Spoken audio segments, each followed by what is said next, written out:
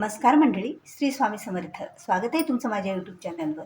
स्वामी समर्थ महाराजांच्या कृपेने, आशीर्वादाने तुमच्या सर्व इच्छा मनोकामना महाराज पूर्ण करूत, हीच आपण आज स्वामीचरणी प्रार्थना करूया आणि आपल्या आजच्या या नवीन व्हिडिओला सुरुवात करूया. आज व्हिडिओच्या माध्यमातून तुम्ही एक चांगल्या विषयावर चर्चा होणार आहे, त्यामुळे तुम्ही हा व्हिडिओ स्किप न करता शेवटपर्यंत पहा. तुम्ही जर माझ्या मालनी लाईफस्टाईल या चॅनलवर नवीन आहात, अद्याप चॅनलला सबस्क्राईब केलेलं नसेल तर चॅनलला सबस्क्राईब करायला विसरू नका. कारण जेव्हा केव्हा मी माझ्या चॅनलवर असे स्वामीसेवेबद्दलचे, इतर वास्तू टिप्सबद्दलचे जे काही महत्त्वपूर्ण माहितीपूर्ण व्हिडिओ टाकत असते, त्याचं नोटिफिकेशन ही तुम्हाला अगोदर मिळेल आणि तुम्ही माझा एकही व्हिडिओ मिस करणार नाही आहेत. तर चला असो, आता आपण आपल्या मेन मुद्दा जो काही आहे आजच्या या व्हिडिओचा, तर या व्हिडिओच्या मेन मुद्द्याकडे वळूया.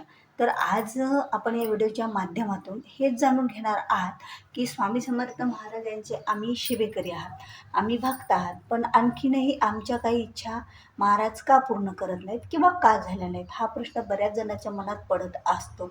तरीही असे काही भक्त आहेत की ज्यांनी स्वामींची सेवा सोडलेलीच नाही, आणखी स्वामींची सेवा वाढवलेली आहे.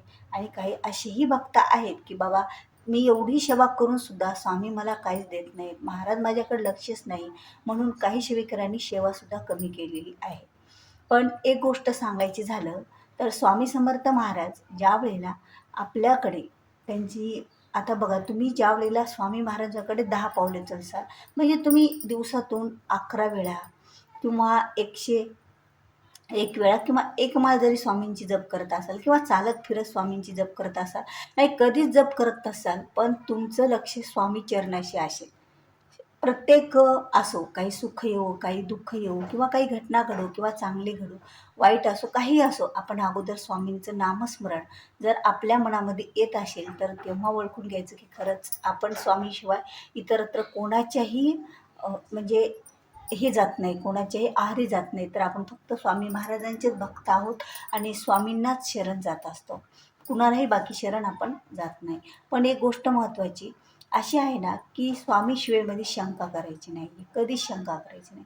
कधीतरी आपण स्वामी सेवा केली, त्याचं फळ स्वामी आज न उद्या देणार, योग्य वेळ आल्यानं देणार. स्वामीकडे आपण 10 पावले चाललं तर स्वामी निश्चितच आपल्याकडे 100 पावले चालत येतात, म्हणजे 10 पटीनं सेवेचं फल देत असतात. फक्त मनातून, भक्तीतून, श्रद्धेतून जर स्वामींची सेवा केली तर स्वामी समर्थ महाराज हे आपल्याला जीवनामध्ये कधीही काही कमी पडू देत नाहीत. त्यांना आपला भक्त हा अधिकाधिक सेवा करावी असा वाटत असतो. प्रत्येक, आता स्वामींचं तर असं असतं ना की बऱ्याच वेळा बऱ्याच सेवेकरांना अनुभवही आलेला असेल की ज्या वेळेला त्या योग्य वेळी स्वामीने दिलेला आहे. आपण कितीही मागितलं एखादी इच्छा मनोकामना, पण स्वामींनी त्या योग्य वेळीच दिलेली आहे. का बरं? तर एक विचार करा, ज्या वेळेला आपण स्वामी सेवेत आहोत, बरोबर आहे, आपण स्वामीची खूप काही सेवा करतो, हेही बरोबर आहे, मग स्वामी आपली वेळेवर आपण मागितलं तेव्हा काही इच्छा पूर्ण करत नाहीत, हा प्रश्न बऱ्याच सेवेकरांना, स्वामी भक्तांना पडलेला असतो.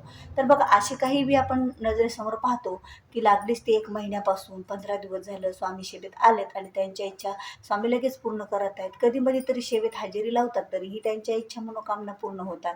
असं का बरं होत असेल? तर एक सांगण्याचा उद्देश म्हणजे त्यांच्यापेक्षा आपलं प्रारब्ध जड आहे. आपल्या प्रारब्धात न जाणं आपण किती काही गोष्टी आहेत त्याचं निरासन स्वामी सेवेतून करून घेत असतात.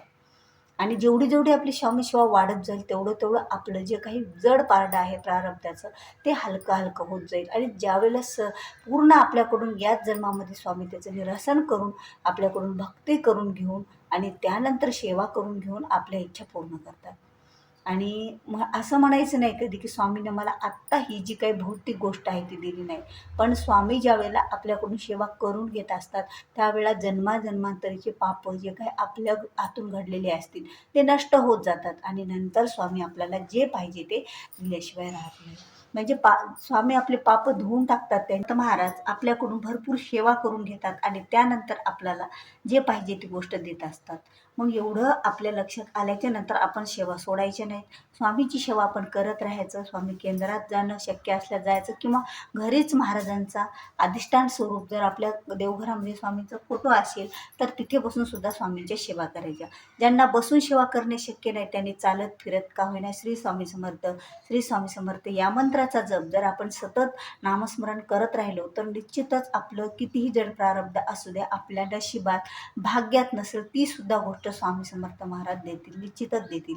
कारण भाग्य उजळायला सुद्धा देवाच्या नामस्मरणानं उजळत असतं. भाग्यात नसलेल्या गोष्टीसुद्धा स्वामी देऊ शकतात. कारण स्वामी हे ब्रह्मांड नायक आहेत, हे आपल्याला कधीही विसरायचं नाही आहे, की स्वामी हे साधेसुधे नसून ब्रह्मांड नायक आहे. साक्षात दत्त महाराजांचा अवतार आहे. त्यांना अशक्य असं काहीच नसतं, म्हणून तर अशक्य ही शक्य स्वामी करत असतात. म्हणून स्वामींची सेवा कधीही सोडायची नाही, की अद्याप आपण कितीही सेवा करून, कितीही पूजा पाठ करून जर आपल्याला आपल्या इच्छा पूर्ण मनोकामना झाल्या नसतील तरीही आपल्याला स्वामींची चालत फिरत का होईना ही एक सेवा करायची आहे आणि सेवा कोणतीच सोडायची नाही आहे. तर स्वामी समर्थ महाराज आपल्या नक्कीच इच्छा पूर्ण करतील आणि आपल्याला चूकही करायची नाही आहे, की स्वामींनी मला हे दिलं नाही, ते दिलं नाही. निश्चित स्वामी देतील असं म्हणत राहायचं. ज्यावेळेला आपण काहीतरी पॉझिटिव्ह विचार करेल त्यावेळेला सुद्धा आपल्याला गोष्टी भेटतच असतात आणि स्वामी देतच असतात.